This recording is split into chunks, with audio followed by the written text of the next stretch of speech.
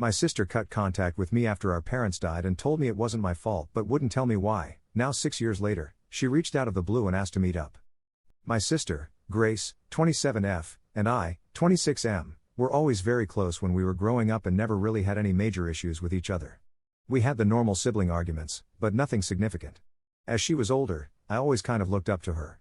Our mother passed away when we were young, and lung cancer got my father the same year that I went away to college, when I was 19, so my sister is the only immediate family I have left.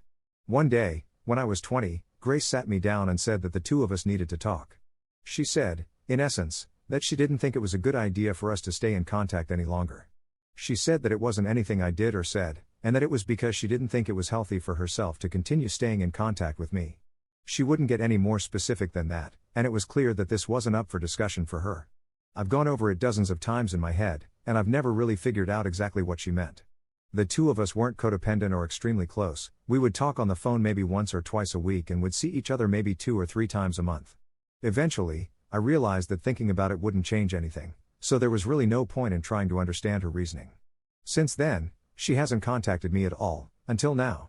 I've had the urge on a number of occasions to try to find her, but ultimately I respect people's boundaries, and if she didn't want to see me, then that is her decision to make.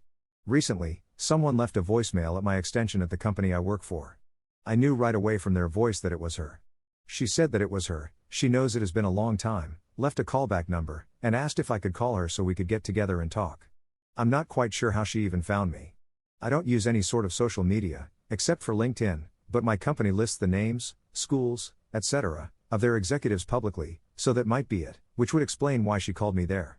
Honestly, I really have missed her. However, I know that it's wrong of me to say this, but I'm honestly quite angry with her.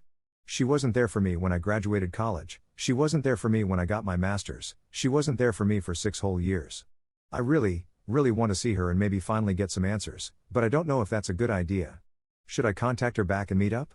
Or would it just be a better idea to ignore her or tell her that I'm not interested in seeing her? /relevant comments. Commenter. I'm trying to play devil's advocate here and see this from your sister's possible side. Mother dies young. Sister is the older sibling and takes on the mother role.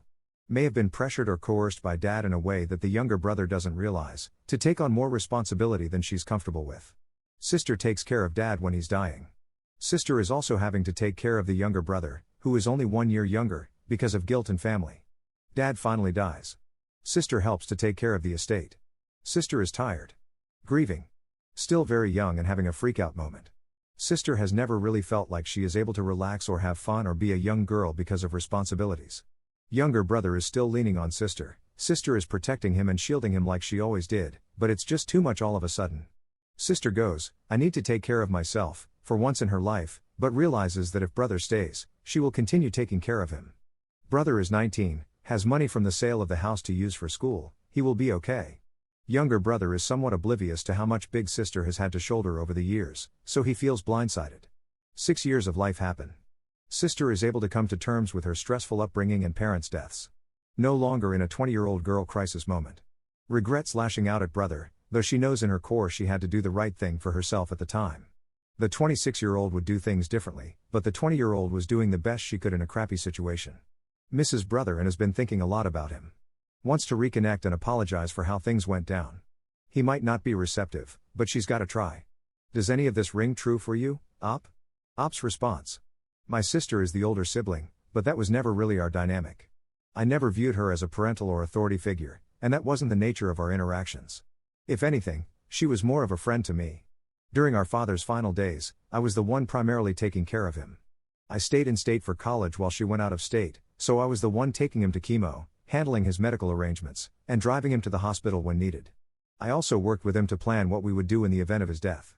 Neither of us was particularly interested in keeping the house, so after discussing it with her and getting her okay, I had our father draft a will stating that his assets, mainly the house, would be sold, debts paid, and the remainder split between us. Though my sister was grieving and young at the time, and I'm sure she would have stepped up for me if necessary, our relationship was never one of caretaker and caretakee. We were not especially close or constantly in contact, maybe a phone call once or twice a week and visits a couple of times a month. I never leaned on her in a dependent way, and she never needed to shield or protect me. We were more like peers, or simply good friends, without any lopsided dependency. Update 9 days later. I did end up calling her back. I wasn't prepared to meet her right away, so I took a suggestion given to me in the previous thread and gave her my email. I told her I would rather we email each other for a while before getting together, and that she could start by telling me what happened, where she had been all this time, and why she's seeking me out now. She initially sent me an extremely long email, so I'll just provide an outline of what happened. According to her, when we were around 15 to 16, she began to develop some inappropriate feelings towards me. She said in the beginning it wasn't anything serious, but she knew it was wrong. During the period when our father got sick and eventually passed away, she started to rely on me more and more, which apparently made these feelings more intense. She felt like she couldn't be the kind of sibling I needed at the time and that continued contact between us would only make things worse. So she thought it was best if we just broke things off, like pulling off a band-aid, I guess. She says she knows things might have been hard for me, so she's going to try to be honest and open with me going forward. She admitted that she doesn't think she's completely over it, but that I've been on her mind lately and she really doesn't like the way we left things. Since we've stopped talking, apparently she's been doing quite well for herself. She ended up finishing her CS degree and has been working as a software developer at a game development studio. After emailing back and forth for about a day or so, I agreed to meet her for coffee, and we planned to chat for 30 minutes or so.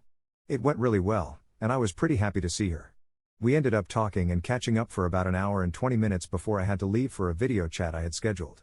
All in all, I think this situation is very bittersweet for me. It's relieving to have some sort of closure or explanation after all this time, and it was really nice seeing her, and I look forward to maybe gradually including her in my life in the future. That being said, there is certainly a part of me that is very squicked out by the whole thing and would have preferred to be left in the dark or lied to. Top/relevant comments. Downvoted commenter. What type of inappropriate feelings? Ops response. I didn't really want to be too specific, but they were of a sexual nature. I didn't ask for anything more specific than that. Commenter 2. Hey, Op, are you familiar with the comedian Maria Bamford? She's open about her mental health struggles, and I once heard her describe, on the podcast The Hilarious World of Depression, agitated depression and the intrusive, sexual thoughts it caused her to have about her family. Given her grief around that time, it's not that uncommon a symptom of emotional crisis, if that helps you any. Commenter 3. Dear Lord, this is probably the first time I have ever had the thought, please let it be agitated depression.